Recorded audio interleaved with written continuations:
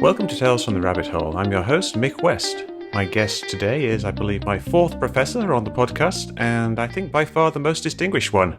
Professor Elizabeth Loftus is the professor of psychological science and criminology, and a professor of law and society, and a professor of cognitive sciences.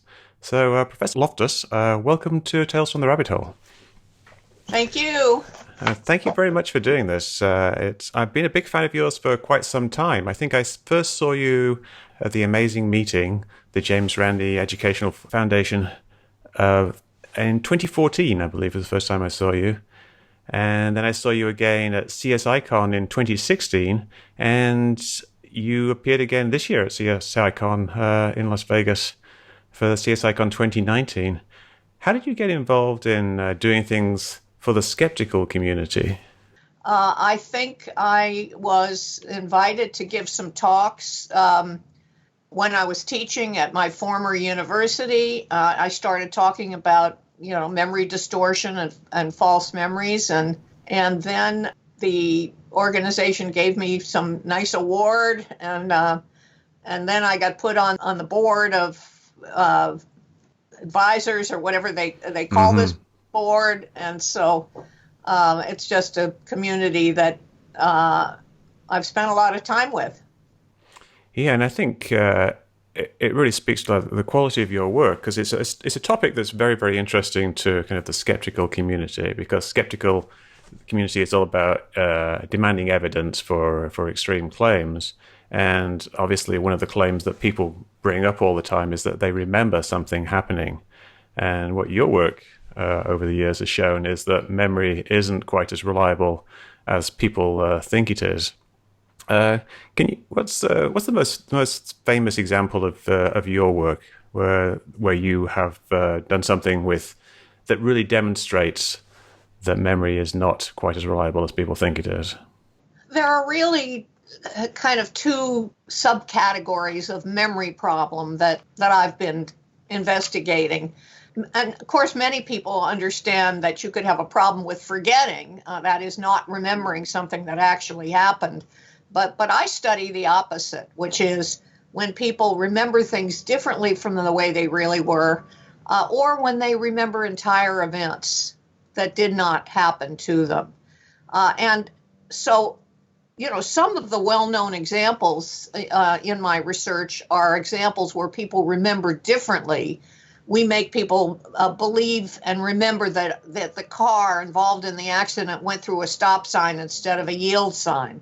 Well, there really was an accident, but the car did not go through the stop sign.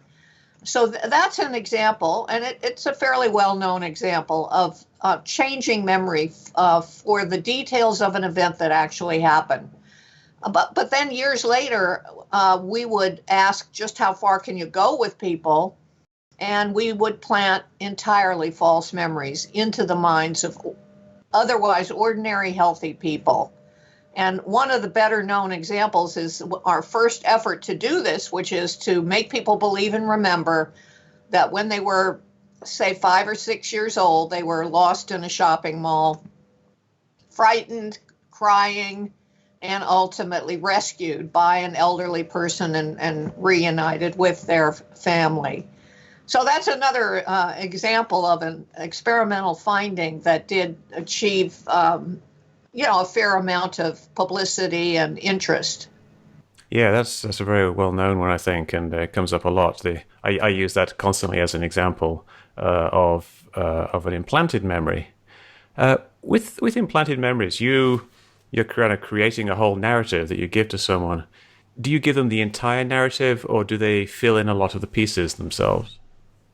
No, we just give them a paragraph's worth. So if you were one of my subjects, I'd say to you, Mick, we've had a conversation with your mother. We found out some things that happened to you when you were about 5 or 6 years old.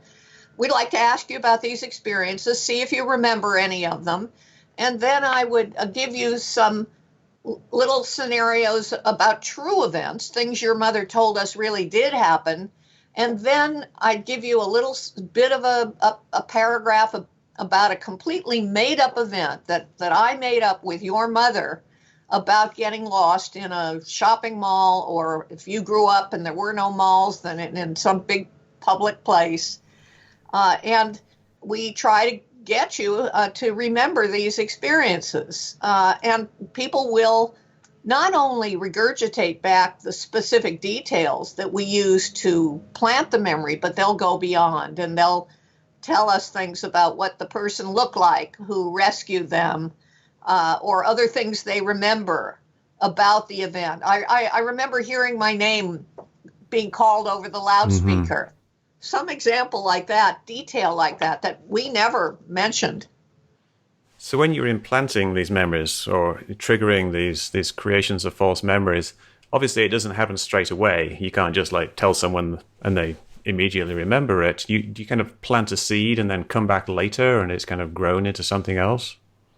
That's often what happens. Yes, they sometimes they start out, gee, I'm not sure, possibly, maybe, would it have been, at this location? And they try to figure it out, and then we do come back. I mean, we might talk to them 3 times, for example. In our original study, we found that about a quarter of our subjects fell sway to this suggestion and began to develop a partial or complete false memory about getting lost. But I do have to say that other scientists who picked up on this paradigm and planted other kinds of false memories were getting really good at it, because they got even higher rates of false memories than we did. So are there certain people who are a lot more susceptible to this than other people? We and others have looked at individual differences, and we have found things like if you're someone who has lapses in memory and attention, if you frequently find that you can't remember whether you did something or just thought about doing it, did I mail that letter or did I just think about it? Did I close the garage door or did I just think about it? You're somewhat more susceptible. If you are low in cognitive ability, you're somewhat more susceptible. But I do have to say that we have even studied people who have exceptional memories, superior memories about their own lives, and they too fall for these suggestions and develop false memories at a rate that's similar to ordinary people. Yeah, it's interesting because I was doing a little research before I spoke to you yesterday, and I came across a TED talk by a guy called Scott Fraser, and he was talking about the same type of subjects, and he gave an example of 9/11, the collapses of the World Trade Center, and he says that he had this very vivid memory of the second tower collapse being shown over and over again on television. But then he said that was a false memory because there wasn't any footage of that until the next day, till 24 hours later. However, it turns out there actually was. And it turns out that what he was remembering in his TED talk was actually a false memory that somehow he's convinced himself of. And he didn't actually realize this until later, and he had to issue a correction to this. So you've got someone who's an expert in memory who knows about all these things and still manages to get fooled by it. Oh, yeah. Well, I'm just because you study memory doesn't mean you can be immune from these kinds of influences. Yeah, I suppose you tell people you're an expert in memory. Do they assume that then you personally have a very good memory? Do they ask you to do memory tricks and things like that? Usually they want to, first they want to tell me that they've got a relative with Alzheimer's or somebody who has some kind of dementia, and can I give them some advice for how to deal with their relative. That's how it often starts in an airplane conversation. And I have to say, I don't study that kind of memory problem. Yeah. I study the opposite. Yeah, and false memories obviously have a huge implication for trials, for legal issues. And you've been called as an expert witness many times. What are the types of things that you tell a jury when you're appearing as an expert witness? Well, there are 2 types of cases that I have been involved in quite a bit. One would be a typical eyewitness case, we call it. So somebody is a witness to an armed robbery and sometime later maybe goes to a lineup and tries to identify the person who committed that robbery. So I might talk about the factors in that situation, if they exist, that could lead to difficulties for an accurate memory. How much time passed between the crime and the attempt at identifying the perpetrator? Because if it's a longer period of time, there's going to be a fading of memory. Also, if there's a longer period of time, the memory is more susceptible to contamination. Then I might want to know, are you dealing with a cross-racial identification? Do you have a situation where a person is trying to identify a stranger of a different race than their own race? People make more mistakes. Then I want to analyze and know about the characteristics of the lineup. Who was in the lineup? Who were the fillers? Did they resemble the perpetrator? What kind of instruction was given to the witness before the identification was made? These are amongst the many factors that are important to consider because if you have a biased situation with a lot of problematic factors, then you have a situation that might be more prone to error. Yeah, and there's so many factors that you have to take into account there. It must be very difficult to kind of get all this across to a jury. I mean, it's it's something that you've been studying for many, many years, and you're kind of asked to boil it down into a few examples. Do you have good success, do you think, in communicating these things to jurors? I think I have a way of talking about the basic concepts that is understandable to lay people. Sometimes I have a little bit of difficulty. For example, if I want to tell the jury that the correlation between, say, how accurate somebody is and their confidence level, I know the correlation is 0.25, for example, in one well-known paper. How do you explain a correlation of 0.25 to a jury that has never taken a statistics course? So occasionally there are challenges like that, needing to explain some kind of mathematical or scientific concept. But for the most part, I think people can understand many of the basic concepts that I and other memory scientists try to convey during a jury trial. Yeah, that correlation you bring up is very interesting, the correlation between confidence and the accuracy of a memory. And people tend to assume that if someone says something with confidence, then they're more likely to be accurate. But it turns out there isn't, that much evidence behind that. But this is something now the story there has gotten a little more complicated because for years people talked about that one particular paper with the correlation that I mentioned.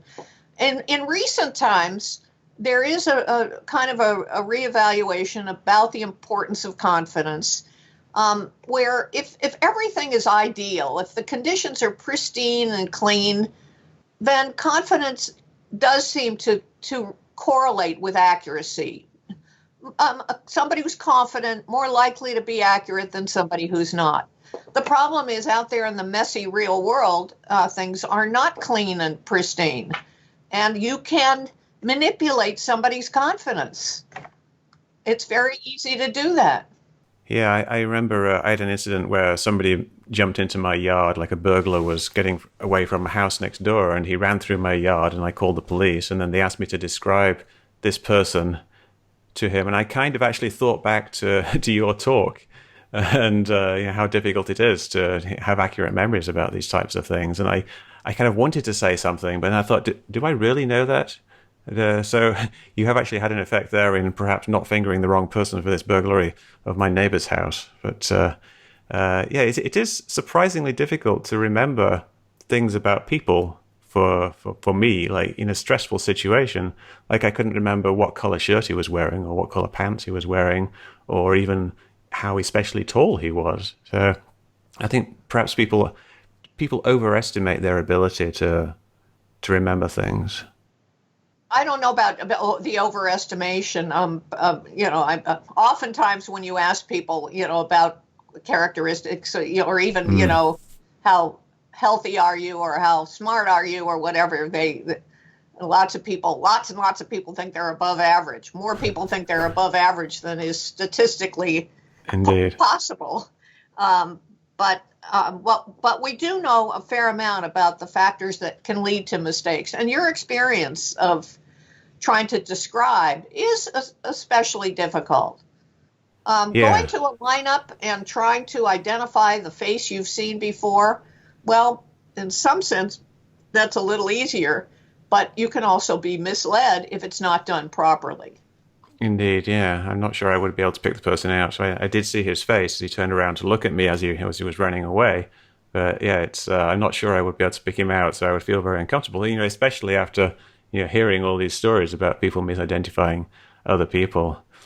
I want to talk a little bit about some of those topics that I'm interested in are kind of conspiracy theory topics. A big one is UFOs, which is a conspiracy theory in a way because the people are saying the government is covering up UFOs. But a lot of people who believe that there are UFOs and that the government is covering it up, they do so because of a personal experience. They think that they saw a UFO, and they give these very detailed reports of seeing a particular type of craft or something like that. Do you think that? What do you think the role of false memory is in UFOs? What I know a little about, primarily because of the work of Richard McNally, a professor of psychology at Harvard, is the group of people who go even further than I just saw something up in the sky. They believe that they were actually abducted by aliens and taken up on the spaceships and sexually experimented upon and then brought back to their beds on Earth. And they're a very interesting group of people. They are often intelligent and highly functioning in society. They often, it starts with an experience of sleep paralysis, where when you're in that in-between state between, sleeping and waking up, you sometimes experience a kind of paralysis, and it can be kind of frightening if you don't know what it is. They end up talking to a therapist who maybe believes in alien abduction and might hypnotize them and suggest certain things to them. But they now have a whole abduction scenario that they think happened to them. And when Dr. McNally has studied these individuals at Harvard, he finds that when they listen to their own abduction story played back to them on a tape recorder, they're highly aroused. The physiological measures like heart rate and so on are taken, and they are as aroused as other people might be about a truly traumatic experience. So they're a very interesting group of people. Now, the ones who are just seeing unidentified objects and not believing they were abducted, I mean, that seems to me like an even easier thing to explain. They may have seen something, and then time passes. They reconstruct a story about what it is, and their story has a lot of inferences and that crystallize and feel like memories. They're potentially creating that story or distorting from an ambiguous stimulus into something that's more UFO-like. Yeah, and I think a lot of the people I talk to who are the most passionate about it, the things that happened to them happened quite a long time ago, like 5 or 10 years ago. And so over time, they kind of layer on like more details in their memories. That can happen, and if they are attending conferences where there are which might happen where there are other people talking about their experiences, that can be a source of influence that affects the reconstruction of any one individual's personal story. Yeah, and they're very passionate about the subject, and they're very defensive when it comes to me questioning things like, "Did you really remember this thing happening?" Now you talked a lot of juries about this type of subject, but do you actually have you ever experimented with trying to falsify somebody's memory, try to convince somebody that they didn't have this event happen to them. Not with the group of people that you're interested in, but this is in our experiments. This is exactly what we have to do. We've taken people through a process where we've successfully planted a false memory. And now at the end of the experiment, we have to debrief them and tell them, guess what? We deceived you, and you weren't really lost in the mall, or you weren't really attacked by an animal, or you didn't really almost drown and have to be rescued. And so that's what debriefing at the end of an experiment is all about, trying to convince somebody that the memory that we help them create is not real.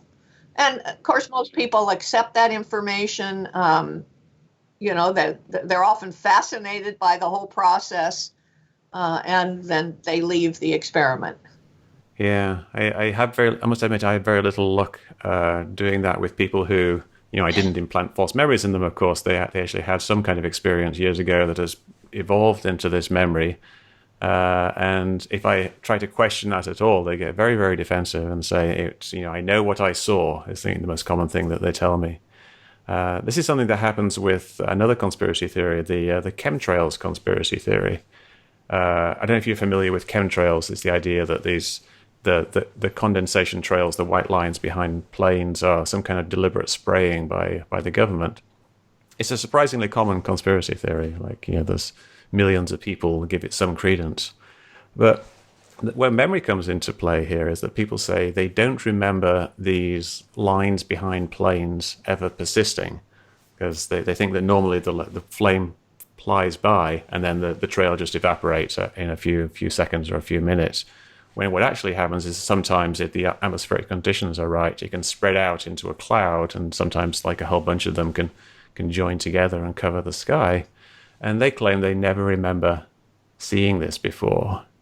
And I think what it is just they were never paying attention to it before. And then they do pay attention to it, and it's something that they just haven't noticed.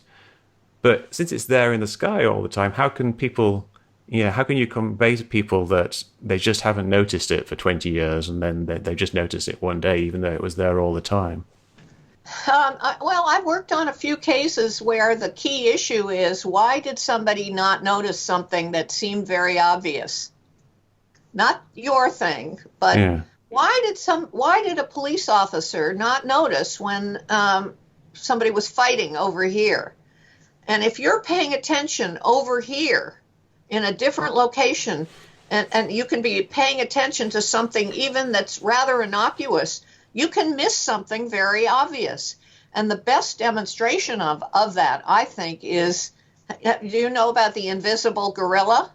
I do. That's a fun one. Where you're watching, and you're supposed to be counting the passes of the players with the white shirts, and you miss a big black gorilla that walks right through the center of the basketball game.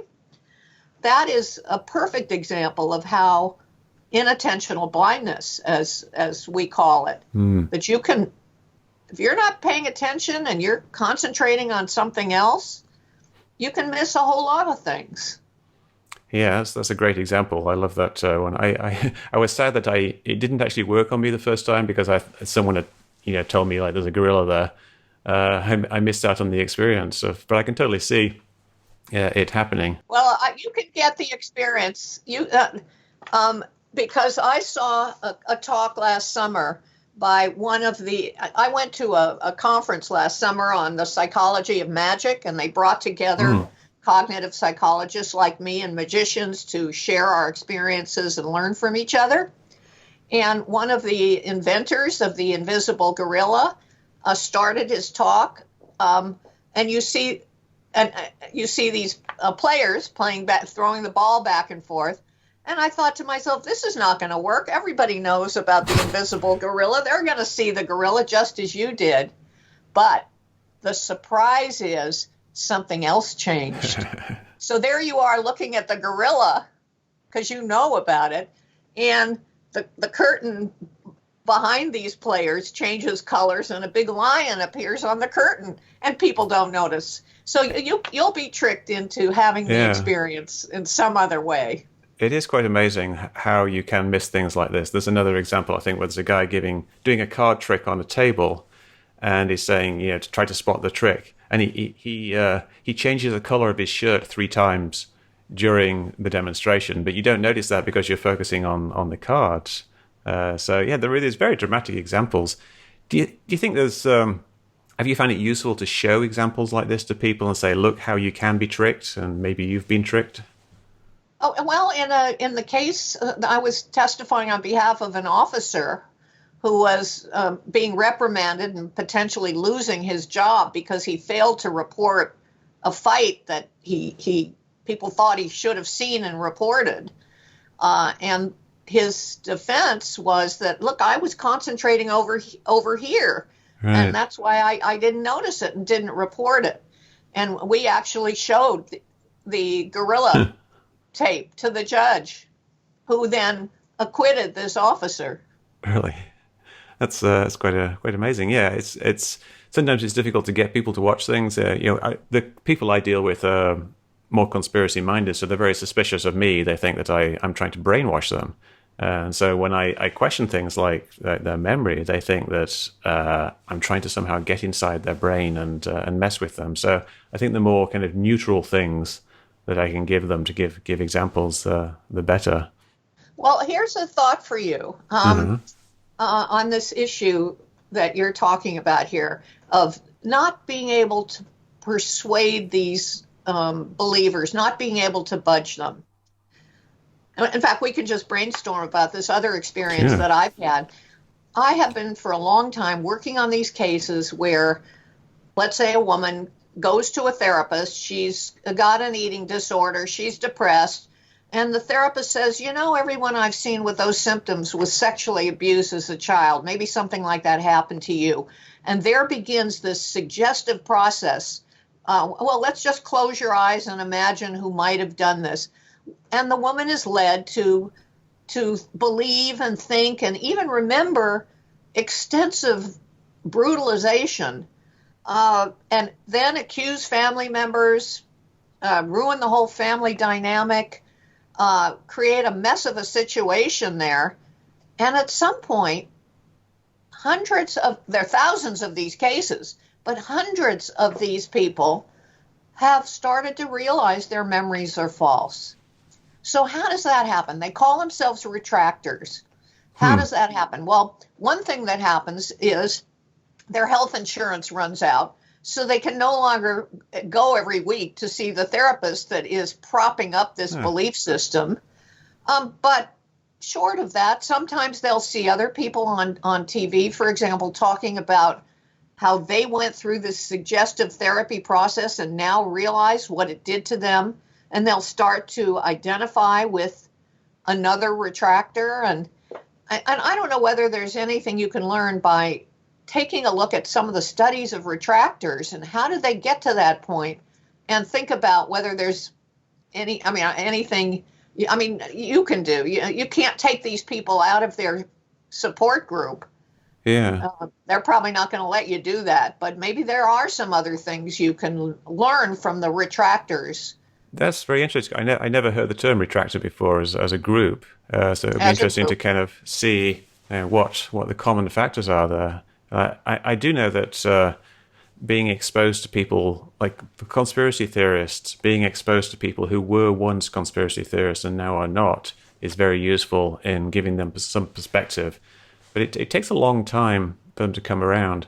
But what were you talking about with people realizing their memories might be faulty? It seems very, very similar to people realizing their conspiracy beliefs might be faulty, the way they kind of get out there, escaping the rabbit hole of conspiracy beliefs. It seems like there might be some quite strong parallels there with the right.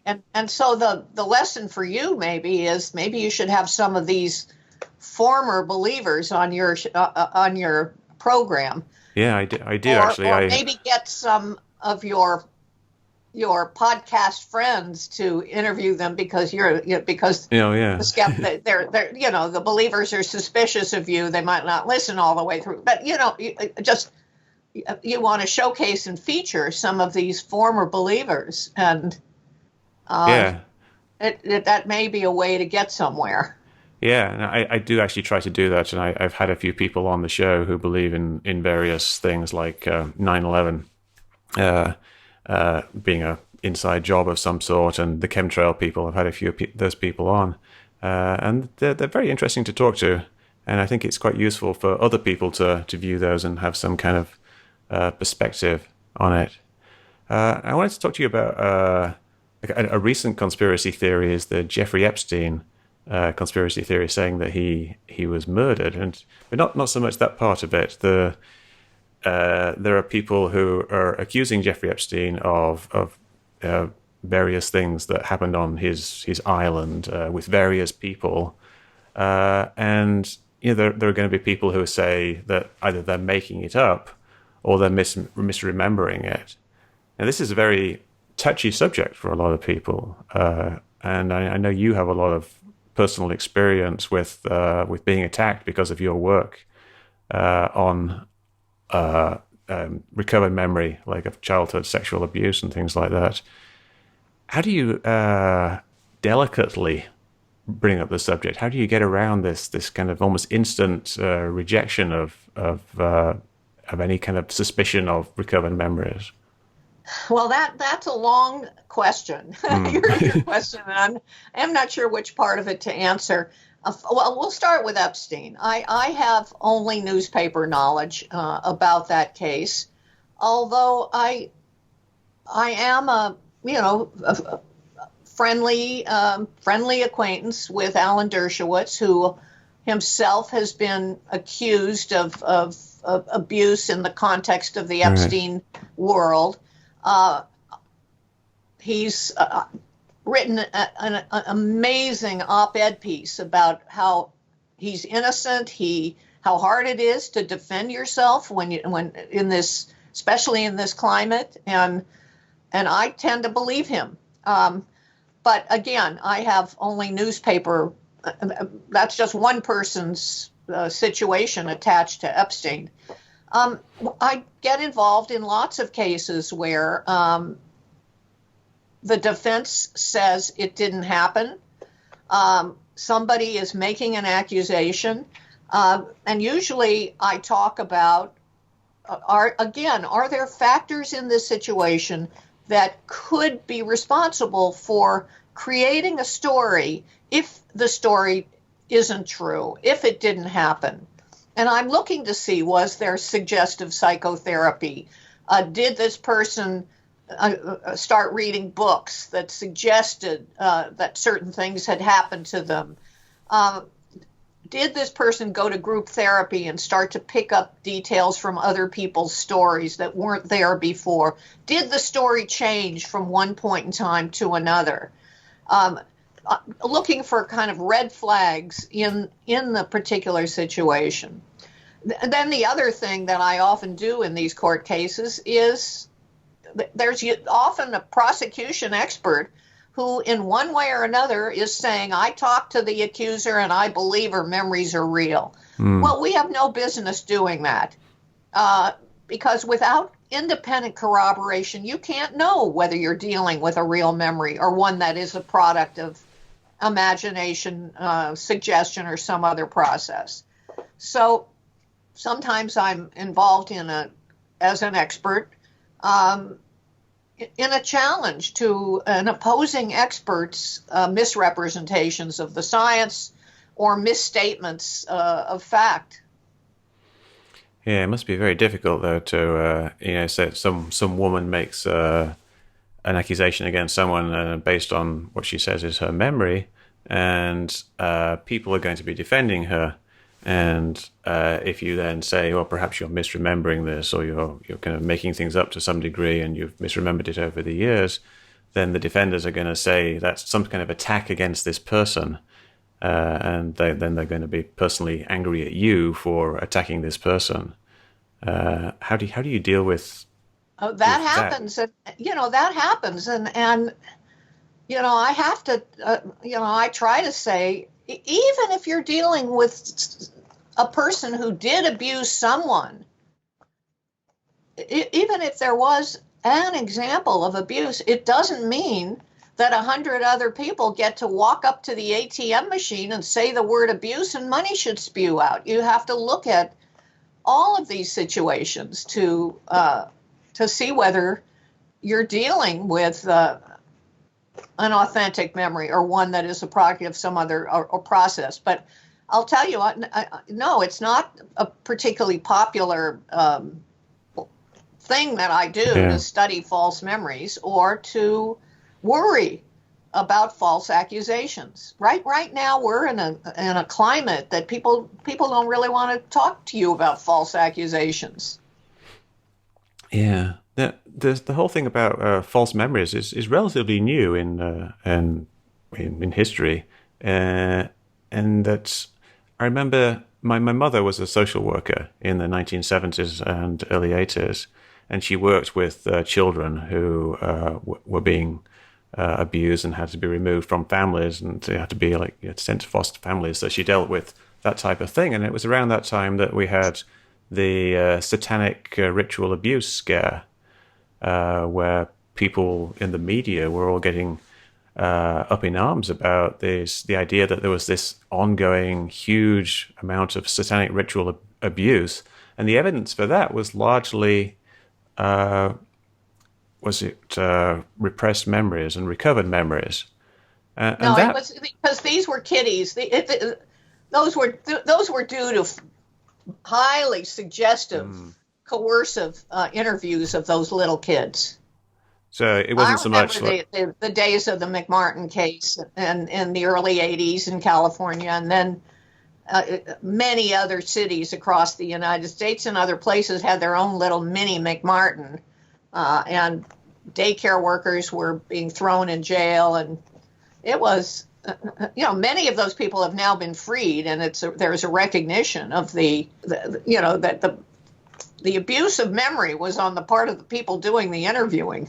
Yeah. My mother was a social worker in the UK, and we had the same thing over there in the UK with the different flavor, but essentially the same thing. So those were children. I guess it must be very, very different with children because they don't really have, their brains are very, very different, and they don't really have the same, I guess even the same concept of memory as adults have. Well, you can plant false beliefs in the minds of young children, and it's fairly easy to do. There are studies out there, some of which I've participated in, where children have been led to believe and remember that they got their hand caught in a mousetrap and they had to go to a hospital to get the mousetrap removed. Very detailed recollection of this thing that was just suggested to them. Yeah.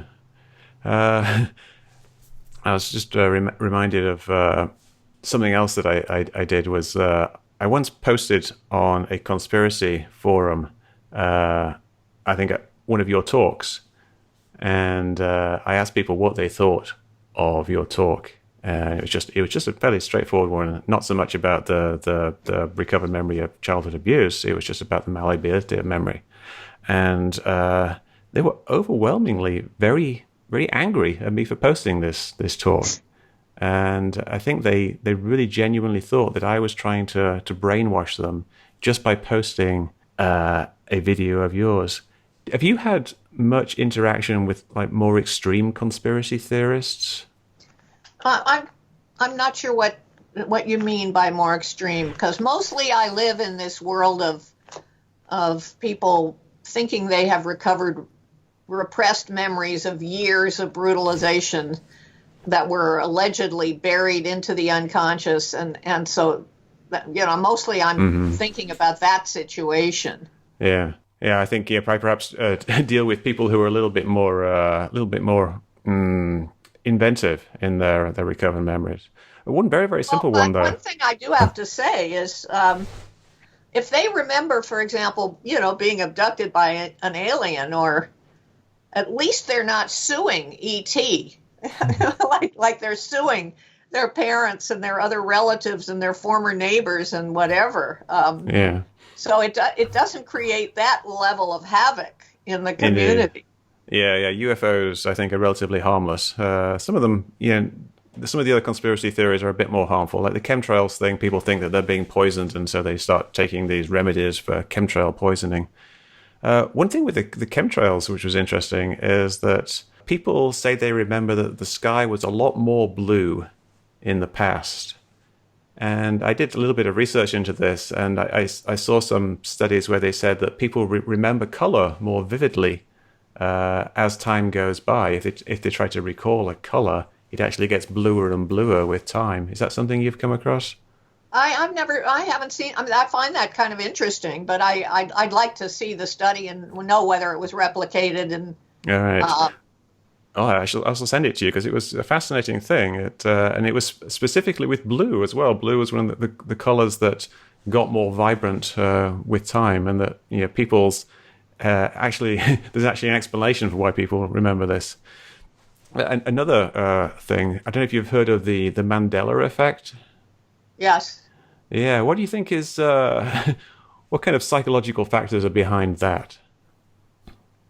So I'm assuming you're referring to the idea that many people have a belief like that Mandela died in prison or something, Yes, and exactly. when in fact he didn't die until much later, when he was out of prison. And we could make a distinction between a belief about the world, a belief, and a memory for your own personal experience. I study people's memories for their own personal experience and how you can contaminate and distort them. I think it would be even easier to distort a belief about the world. You just need some highly credible people to utter the belief and utter it with confidence and give a lot of detail to it, and others will follow. And you don't have your own personal experience to butt against it and to challenge it. So the idea that somebody could utter the belief and talk about it, convince other people, doesn't seem too surprising. And that's very much what I see with conspiracy theories. It's people are kind of having a belief implanted in their brains, and they think that it's backed with evidence, but that's because they've only seen like this one set of evidence that people have presented them. And I guess in a way it's kind of similar to implanting a memory, implanting a belief. I never really thought of that before. That's very interesting. Yeah, with the Mandela effect, people remember all kinds of strange things that they think they remember seeing, but weren't actually true. And then from that, they get the idea that they're living in some kind of alternate reality or some kind of computer matrix or something. But yeah, I was like, following on from that, are there like evolutionary reasons why people do these things, these little tricks of the memory? Are there like reasons why that people have evolved to do it, and there are ways we can actually use that evolutionary basis of memory to help fix it? I can say something about that because psychologists who study memory distortion are often asked, why would we be created this way? Why would God or Darwin, whatever your theory is there, have created our memories to be susceptible to contamination and change? And some of the answers that psychologists have given go like this. Well, first of all, this malleable system means that if a spontaneous error enters your memory system, you can update with accurate information. When you learn it's wrong and this is what's right, you can update your memory, and that updating ability would be valuable. Other people have said that sometimes a distorted memory actually is good for you.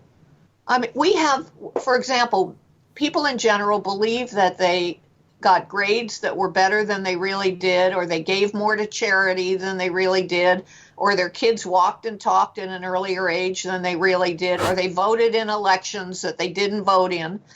We have these prestige-enhancing memory distortions that are very common. Why? They allow us to feel a little better about ourselves, maybe make us a little happier.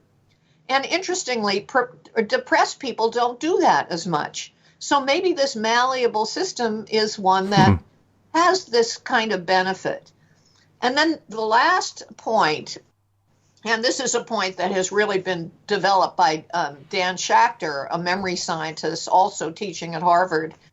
The same system that's involved in memory is also involved, the same brain structures and so on, in anticipating a future or anticipating different possible futures. And you do want flexibility there to be able to imagine different possible futures and plan for things that could happen.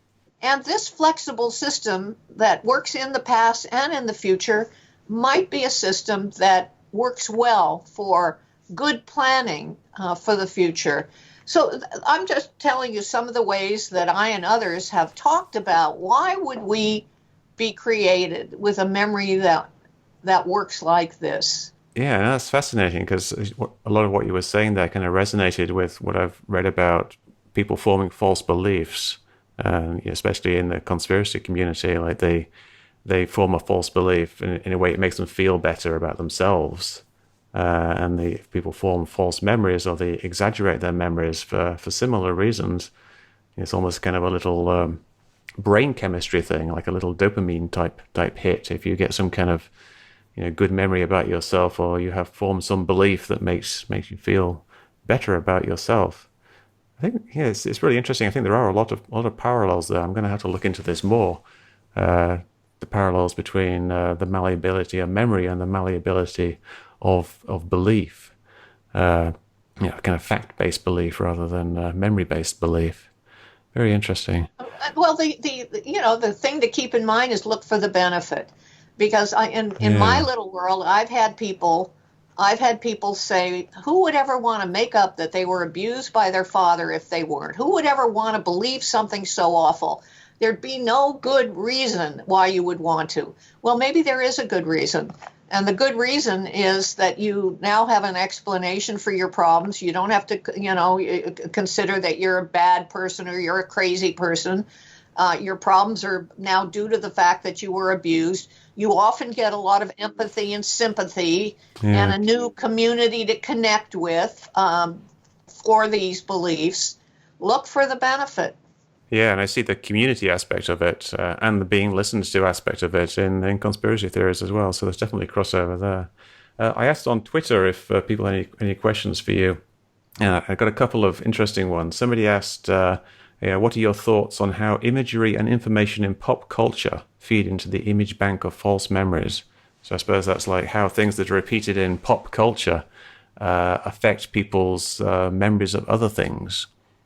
Well, first of all, this is so cool that you could be talking to me and then someone else can pop in with a Twitter question. This is so 21st century. I'm enjoying this. Pop culture and social media completely play a role in all this. The aliens that are doing the abducting, they tend to look similar. And that's because, the media presentation of aliens is where people are getting their imagery. It's from kind of a common source that's out there. Yeah, somebody asked a kind of a related question. What other societally common memory errors are there from history or from the modern day? And I think that's about types of memory errors that are common across different societies around the world. Are the memory errors similar across societies, or are there societal specific differences in memory errors? Well, again, if I could just talk about the world I know about, and these are the thousands of people who are claiming that they have been falsely accused based on massive repression and supposed recovery of horrible brutalization. This phenomenon may have started in North America, but it got exported to Europe, England, all over Scandinavia, other parts of Europe, Australia, New Zealand. And so you began to see collections of similar kinds of things going on. Psychotherapists who were using highly suggestive procedures getting people to remember things, making accusations. It didn't seem to be happening so much in Asian cultures. And it's just an observation. I'm not quite sure why, but you tended to see this cropping up more in the countries that I've mentioned.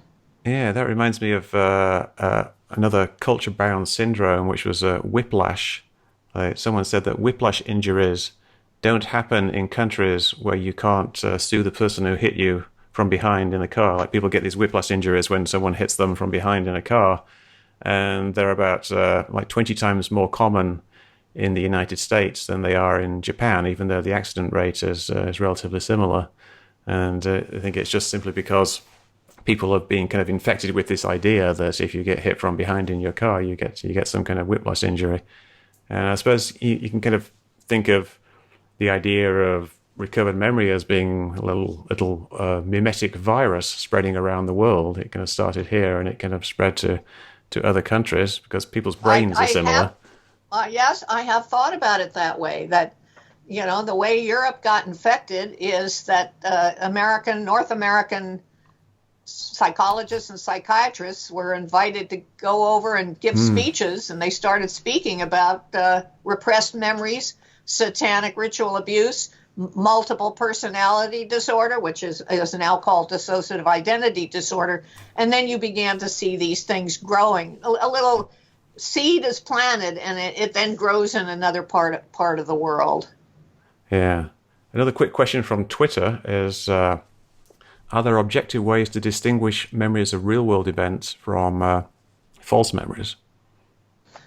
Oh, well, I'm sorry to disappoint people, but as at the end of my TED Talk, I left the audience with the one take-home message that I wanted to leave people, which is just because somebody tells you something with a lot of detail, they say it with a lot of confidence, even they show a lot of emotion when they tell the story, it doesn't mean it really happened. False memories have these same characteristics. Okay. And you can't do a brain scan or... Brain scans, the false memories look like the true ones. Mm-hmm. Emotional physiological recordings of emotional arousal look similar for the false memories and the true ones. So you need independent corroboration, and it really has to be independent corroboration. One last question from Twitter, which is actually something I'm very interested in, is has the notion of memory changed with modernity? Like, has historically people's ideas about what memory is and how reliable it is, has that changed over time? Were people more or less trusting of their memories back in the Middle Ages? So? Oh, I don't know about the Middle Ages, but over time people have used different metaphors to talk about memory. I mean, so that, they may have likened it to a videotape recording at some point, and then a computer. In some recent presentation, I likened it to a Wikipedia page because you could go in there and edit it, but other people can too. Yeah, it's interesting though. But in the olden days, people didn't have these analogies that they could make. So now we think of memory as being like a video recorder. The common idea of a visual memory or an auditory memory is a recording, but what would people have thought of memory being analogous to back before tape recorders? I'd have to go back and then you're back with the early philosophers, and I'm not sure I really got a good grade undergraduate when I took philosophy. It was too abstract for me. Yeah, it's interesting though. Interesting. Well, thank you very much for this very interesting conversation. My pleasure. What are you working on now? Well, let's see. We just published a paper on the malleability of memory for symptoms. This might relate to your whiplash example. Yeah, that's very interesting. So you can put people through a painful experience, for example. The painful experience we use is called the cold presser task, where you stick your hand into ice cold water for 90 seconds. It's painful. You rate your pain on a 100-point scale. Let's say you gave it an 80. And later on, I come back to you and I say, now, last week when you did this, and you told us that the pain was a 60 on a 100-point scale. Why did you rate it that way? what that does is people remember their pain as less than it actually was. Huh. And this is an example of how even memory for symptoms is malleable. So I see this connecting to your whiplash example. If somebody is attaching a label to an ambiguous whatever you're feeling in your neck and says whiplash, it can maybe start to hurt more than it would otherwise. Or And hurt maybe less, I suppose. One of the differences of what's happening when you get hit from behind in the United States versus, say, in another country. Yeah, that's very interesting. Are there ways you can use things like that as therapy, like for reducing the severity of somebody's symptoms? Potentially, yes. Potentially, if more work is done on this idea of the malleability of symptoms, I see maybe you can find a way to essentially remind people, even falsely, that the experience wasn't as bad as perhaps it really was, and maybe they have a softer memory about it. Now, a lot of people might object to that kind of tampering with your memory, even when I suggested that you could plant a false memory that you got sick eating a fattening food and people don't want to eat the food as much. And I thought we could be on the brink of a new dieting technique here. It still bothered people. Yeah. They don't like the idea of brainwashing solving people's problems by messing with their mind. Yeah, people are very, very touchy about their minds. It's such a personal thing that I think it just kind of freaks people out in a way, just to think that they might not be in control of everything that's going on in their brains. I saw in an interview you did with Kerry Poppy for CSI a couple of years ago that you're working on an autobiography. Is that true? Well, the annual review of psychology has a new feature where they're getting autobiographies, 10,000-word autobiographies. So I did write a autobiography. Okay. A couple of years ago for the annual review, and I did one for a book chapter 10 years ago. I think both of those are posted on my University of California Irvine website, so people who might want to read them, help yourself if you want to. No, I was looking for it on Wikipedia. I thought it was going to be a autobiographical book, not on Wikipedia, on Amazon, but nothing was there. But that'd be very interesting. I will check it out. All right. Well, is there anything else that you'd like to finish with? No, I think, but I would say, even better than reading the autobiography, Slate.com did a long article called The Memory Doctor. And the author of that article, he spent about maybe a year researching and writing it. It's a huge article, The Memory Doctor, and it takes you through 40 years of my life and research and thinking and applications. And what is so beautiful about Will Salatin's article is he won a prize for this article, the best online reporting in science for the year it came out. So it got vetted for accuracy, it got vetted for his writing, and he won this big prize. So usually I say, if you want to read something, I have a link to Salatin's article also on my UCI website. Yeah, that's great. I will put a link to it in the show notes for this podcast episode. Okay. Well, once again, we're coming up on an hour.